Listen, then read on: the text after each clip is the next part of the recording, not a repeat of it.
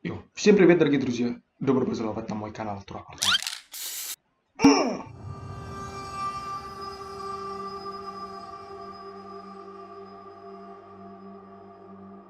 Dalam video kali ini, kita bakal mempamerkan spray baru Turak Partayana. Nggak, bercanda guys. Jadi dalam video kali ini kita bakal membahas konspirasi yang sudah lama tidak pernah Ayahanda membahas. Jadi belum dapat momen yang tepat. Akhirnya saat ini Turah akan membahasnya bersama kalian yang berjudul Konspirasi Lukisan Terkutuk. Tuk tuk tak tuk. Nah itu badah. Kita serius ya? Ya, sebelum kita membahas konspirasinya, dari teman-teman pasti sudah tahu dong. Kalau lukisan zaman dulu memang keren-keren banget, dan zaman sekarang itu ya kita sudah jarang banget dengar kata lukisan. Biasanya pasti taunya filter B12 atau nggak filter di Instagram yang kayak gini-gini gitu. Nggak ada yang tahu tentang lukisan zaman dulu kan. Dan kali ini kita bakal membahas beberapa lukisan yang sangat aneh bagi Trapartayana, dan makanya tujuan pakai selimut ini bukan untuk pamer ya. Tapi benar-benar dingin banget. Aku takut merinding kalau saat membaca ceritanya ini. Jadi kita baca aja bareng-bareng, iya kan? Apa sih isi konspirasi beberapa tentang lukisan terkutuk tuk tuk tuk tuk? Ngomong apa? Oke, kita membahas yang pertama. Mari kita baca. Ini yang pertama adalah lukisan dari The Hand Recess Here dari Bill Stoneham. Ini ada peringatannya guys. Dilarang memandang gambar lukisan tersebut lama-lama. Jadi kalian sudah lihat lama-lama tatap mata lukisan ini. Jangan deh, kok aku takut ya. Serem juga ya. Lukisannya cukup serem. Jadi ada anak kecil, satu cewek, satu cowok, ya kan. Kalian bisa lihat sekilas nggak ada yang aneh dari lukisan ini pastinya. Namun kalian akan merinding ketika mengetahui makna di balik lukisan tersebut. Mari kita baca. Lukisan ini pertama kali dipamerkan di Fine Garden Gallery di Beverly Hills, California selama awal tahun 1970-an. Ketika lukisan ini dilelang di eBay pada bulan Februari tahun 2000, dituliskan keterangan bahwa lukisan berjudul Hand Raises Him karya Bill Stoneham ini tidak dianjurkan untuk mereka yang berjiwa lemah. Lemah. Seperti kalian lemah.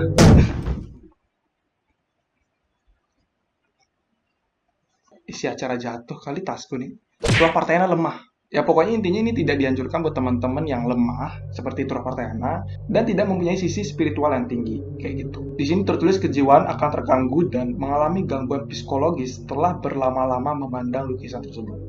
Terlebih apabila dalam keadaan pikiran yang kosong. Tak cukup sampai di situ. Sang penjual lukisan juga memperingatkan bahwa siapapun yang nantinya menjadi pemilik lukisan tersebut, maka dirinya tak bertanggung jawab bila terjadi sesuatu yang tak diinginkan. Aku nggak tahu apa ya. Mungkin lukisannya tiba-tiba keluar gitu kan. Itu ngapain? Ya, mending kita bahas makna gambarnya. Di sini ada anak laki-laki dan anak perempuan, udah kita lihat sendiri. Nah, anak laki-laki ini menggambarkan sang pelukis ketika pelukis berumur 5 tahun. Ia menggambarkan dirinya dalam lukisan tersebut sebagai anak kecil yang akan memasuki sebuah gerbang dari alam lain. Jadi anak kecil itu akan menyeberangi dari dunia nyata ke dunia lain.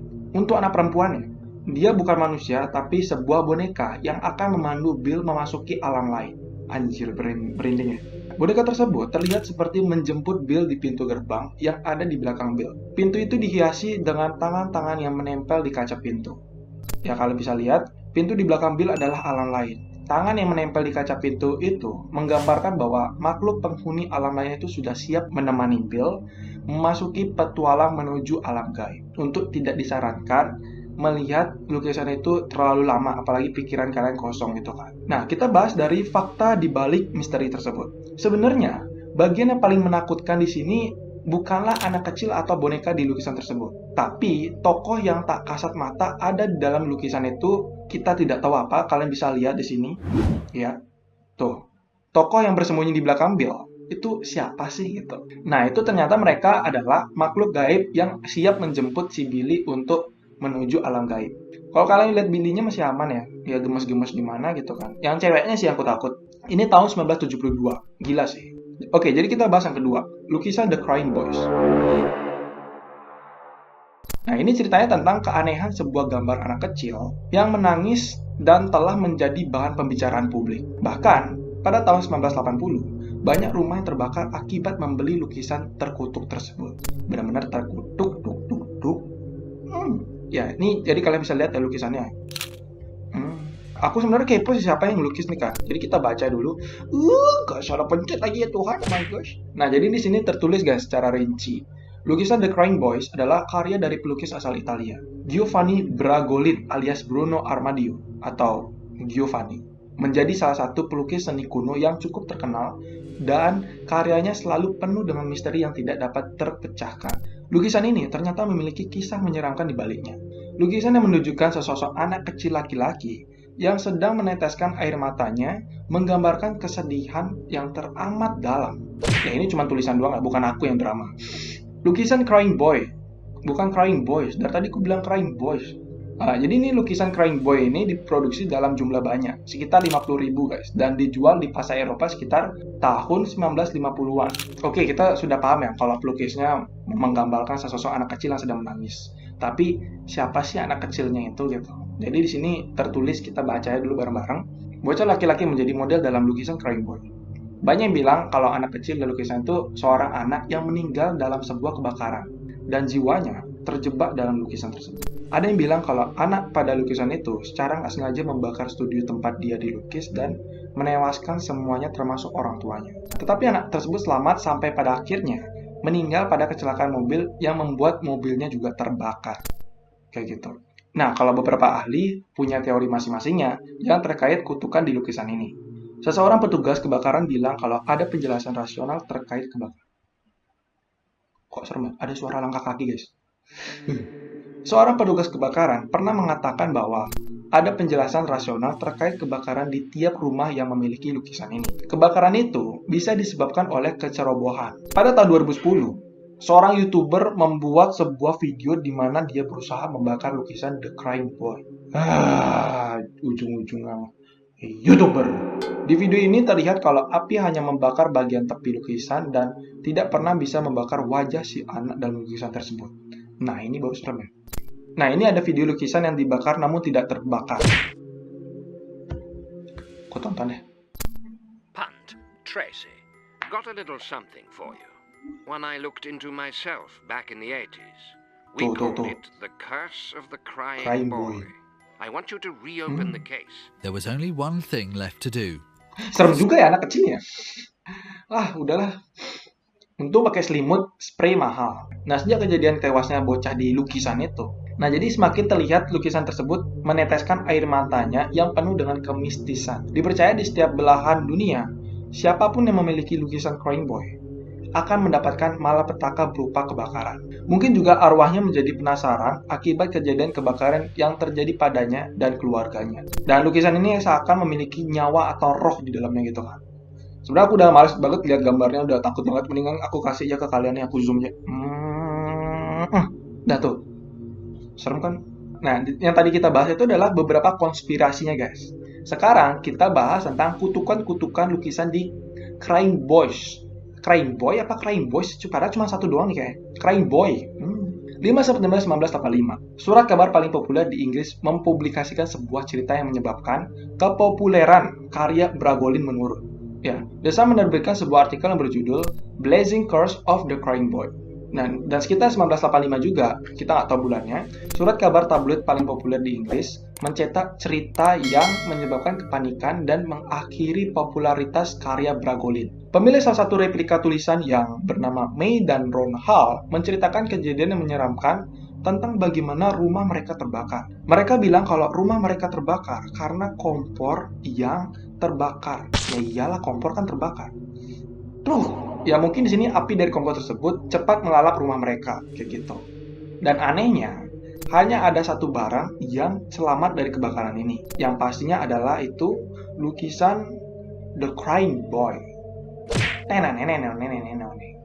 Ayo dong, serius dong. Bahas-bahas kayak gini dong. Oke, kita baca lagi. Kisah tersebut mungkin gak terkenal kalau nggak ada laporan-laporan lain yang ternyata mengalami nasib yang sama seperti May dan Ron. Seorang petugas pemadam kebakaran mengklaim bahwa ia telah memadamkan paling tidak 15 kebakaran yang semuanya perabotannya itu hancur. hancur semua. Cur. Sama seperti hati Tura Partena hancur. Tiket dibatalin oleh Qatar. Tiket pesawat Tura Partena dibatalin. Hancur hati Tura Partena tidak bertemu dengan mantan di Indonesia. Nah, jadi 15 kebakaran tersebut semuanya kan barangnya hancur. Tapi lukisan ini doang yang masih selamat. Kayak gitu. Tidak lama setelah klaim ini, The Sun akhirnya menerbitkan sebuah artikel yang tertulis seorang wanita di Surrey kehilangan rumahnya setelah 6 bulan membeli lukisan The Crying Boy. Dan salah satu saudarinya bahkan mengaku bahwa lukisan tersebut bergoyang ke belakang dan ke depan di dinding. Ini lukisan kan? Gini deh. Enggak, gini. Bisa kan kok gini masih mending lah. Jadi horor-horor zaman now itu kan. Kok kayak gini udah serem. Nah, karena banyak banget kejadian kebakaran sejak membeli lukisan tersebut atau memang ada di rumah tersebut. Nah, itu membuat orang-orang ingin melakukan aksi pembakaran massal. Maksudnya pembakaran lukisan tersebut. Di sini tertulis, dari semua rentetan kejadian misterius yang terus diberitakan, beberapa paranormal pun mengklaim bahwa semua lukisan yang diproduksi massal ini telah dihantui oleh jiwa anak itu. Dan sebagai aksi untuk memutuskan kutukan tersebut, warga Inggris pun melakukan aksi pembakaran massal lukisan itu. Aksi pembakaran lukisan ini pun dimulai supaya tidak terjadi lagi kejadian-kejadian aneh. Meskipun lukisan itu sudah mereka bakar, ternyata masih banyak lukisan Crying Boy itu beredar di mana-mana. Dan bagaimana dengan pemilik lukisan tersebut? Apakah mereka memiliki hal mistis yang sama? Kebakaran? Saya tidak tahu. Mendingan kalian beli aja lukisan tersebut, ada di Tokopedia, gratis ongkir, mungkin ya. Oke, kita lanjut yang ketiga. Lukisan The Anguished Man. Iya. Lukisan ini yang bernama The Anguished Man. Tidak diketahui siapa pelukisnya. Nggak tahu namanya. Bukan Yeti, bukan Novigot, bukan Tura Partena. Tidak tahu siapa pelukisnya. Dan pemilik pertama dari lukisan ini yang bernama Sean Robinson juga tidak mengetahui siapa sih penulisnya gitu. Nah, ini ada cerita dari pemiliknya sendiri yang bernama Sean. Sean mendapatkan lukisan ini dari neneknya. Saat memberikan lukisan itu, neneknya sudah memperingatkan bahwa lukisan ini berbahaya. Apa yang membuat lukisan itu berbahaya? Nah, jadi kalian bisa lihat ya, di sini lukisannya itu seolah representasi dari peningkatan kadar horor dari lukisan The Scream, karya pelukis Norwegia Edvard Munch. Nah, bila pada lukisan The Scream, teknik dan komposisinya itu masih dalam batas wajar, tapi tidak untuk The Anguished Man. Kenapa Tura Partena bisa mengatakan seperti itu? Kita baca lagi. Konon, cat dari pelukis untuk lukisan ini digunakan telah bercampur dengan darahnya sendiri. Ya, jadi seolah-olah terdapat perjanjian mistis di atas pembuatan lukisan tersebut, kayak tanda tangan gitu loh. Nah, setelah lukisan itu selesai dilukis, pelukisnya meninggal bunuh diri. Jadi dia seolah-olah ingin masuk ke lukisan tersebut. Nah, jadi kita baca beberapa kejadian demi kejadian dari sang pemilik yang bernama Sean. Selama lukisan itu berada di rumah nenek Sean, sang nenek sering mendengar suara tangisan berasal dari lukisan itu. Ia juga terkadang melihat bayangan sesosok pria yang muncul begitu saja. Si nenek akhirnya dia menyimpan lukisan tersebut di ruang loteng yang tak terurus. Dan akhirnya ia menyerahkan lukisan tersebut kepada cucunya. Sadap! Awalnya, Sean masih belum percaya atas rumor tentang lukisan itu. Ya biasanya nenek-nenek pasti gitulah. Hati-hati ya mitos ini, mitos itu. Hati-hati lukisannya tiba-tiba keluar. Nah itu nggak percaya tuh. Sama kayak Tura Partena. Dengar mitos-mitos dari orang tua tuh masih ya gitulah gitu. Namun sebagai anak atau cucunya, yang pasti mereka menghormatinya kan. Dia tetap menjaga lukisan tersebut. Ya pada akhirnya, ia tanpa hati-hati memajang lukisan tersebut di rumahnya. Dan dari situlah kejadian mistis pun dimulai. Oke, kita mulai baca dari keluarganya. Keluarga Sean mengalami berbagai macam kemalangan tiba-tiba. Anak lelaki Sean tiba-tiba jatuh secara misterius dari tangga rumahnya. Istri Sean melaporkan bahwa ia sering mendapati rambutnya disisir oleh seorang secara misterius. Serem sekali. Serem sekali. Ya Tuhan, aku tinggal sendiri di hotel dengan spray mahal. Akhirnya, Sean pun memutuskan untuk menyimpan lukisan tersebut di ruang bawah tanah. Ya, pokoknya ini masih tidak jelas juga apakah betul-betul ia taruh di ruang bawah tanah atau enggak. Pokoknya intinya itu masih di rumahnya. Malah kepo bacanya. Pokoknya suatu ketika, sebuah situs jual beli online bernama eBay pernah memunculkan lukisan tersebut untuk dijual. Namun faktanya, lukisan tersebut tidak asli guys. Nah, hal itu diklarifikasikan oleh Shin sendiri, sebagaimana dilansir oleh druidcentral.com. Berikut adalah isian dari pernyataan Shin. Oke, kita translate dari bahasa Inggris ya. Nah, ini pernyataan dari Shin. Lukisan itu diberikan oleh nenek saya. Pelukisnya tidak diketahui, tapi kami tahu bahwa ia mencampur adukan darahnya sendiri dengan cat. Lalu sang pelukis itu bunuh diri tidak lama setelah lukisan itu selesai. Semua lukisan The Anguished Man yang muncul dan dijual secara online adalah penipuan dan tidak ada yang harus membelinya. Saya bisa jamin bahwa lukisan angker itu terkunci di tempat yang aman dan saya tidak berniat menjualnya. Itu mungkin bisa jadi bahaya dan akan tidak bijaksana jika ada orang yang menyentuh lukisan itu karena ia sangat aktif dan benar-benar akan ada hal aneh terjadi pada orang yang seruangan dengan lukisan tersebut. Nah, di sini ada videonya nih, video aktivitas yang tertangkap kamera.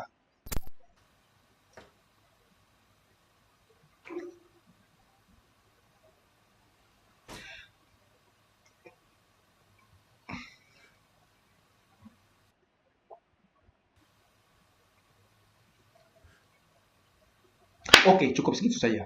Kesimpulannya, setiap lukisan itu memiliki makna dan tujuannya sendiri yang disiratkan oleh sang pelukis. Sarap. Tapi kalau misalnya kita memiliki jiwa imajinasi yang tinggi ketika melihat lukisan tersebut, itu hati-hati sih gitu. Sang pemilik pun atau memang yang dipajang di museum tidak tahu gitu loh keberadaan dari lukisan ini dari mana, siapa yang melukisnya gitu. Apakah lukisan ini merupakan lukisan kuno gitu. Ya kita harus hati-hati aja ketika memajang lukisan di rumah kalian masing-masing. Mungkin segitu aja pembahasan dari Turah Partena mengenai konspirasi lukisan yang ada di seluruh dunia.